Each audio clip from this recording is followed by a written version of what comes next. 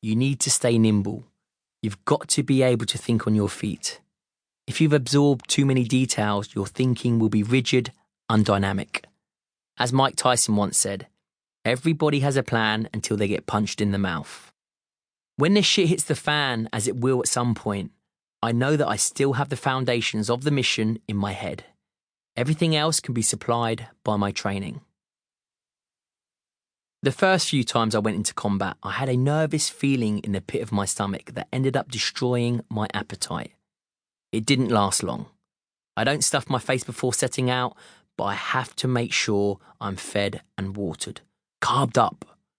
The mission could last 2 or 3 hours. It could also unfold over 2 or 3 days. Some people seek out others. I just want to be by myself and try to grab as much time alone as I can.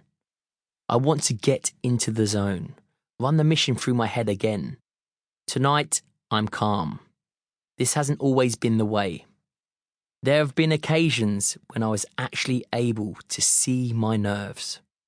One night before a mission that had a very particular personal resonance for me, I remember how the adrenaline came on like a king tide.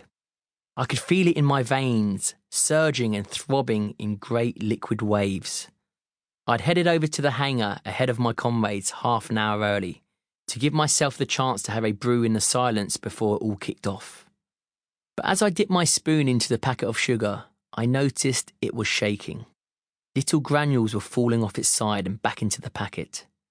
I watched for a moment, focused on every crystal as it tumbled downwards, then looked up anxiously towards the hangar door.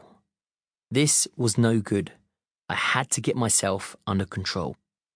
I tried forcing myself to steady my breathing, slowing it down, deepening my draws of oxygen. But when I looked down, the spoon was still shaking.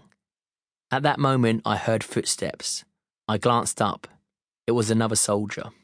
Give it 30 seconds and there wouldn't be any sugar left on the fucking thing. The other guy's footsteps came closer towards me, echoing in the vast, dark hangar. As he approached, I felt a sudden rage at my weakness. It blasted through me, but I managed to control it. I allowed the fury to fill me up, every limb now engorged and primed, every muscle taut. A few years earlier, my anger would have taken over. Now I'd learned to use it like an injection of insanely powerful steroids.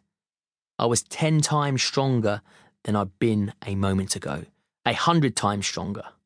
I looked at the spoon. It was almost still. "Making a brew?" he asked. "Yes, mate," I said, looking up with a calm smile. "Have we got any biscuits?" I know that controlling my emotions is so important. I have no problem showing how I feel to others. I don't mind them knowing that I'm human and that I'm vulnerable. But in some situations, it's selfish to unsettle others by exposing the worst of yourself. So whatever I'm thinking inside, I work hard to make sure that nobody can guess that I'm anything other than relaxed and ready. I spend a few more minutes alone in the hangar. Even now, at the beginning of a night that I know could well be my last. It's strange to be confronted by scenes that speak so strongly of another, more mundane kind of existence. It's also oddly reassuring. A reminder that no matter what happens later, life will go on without me.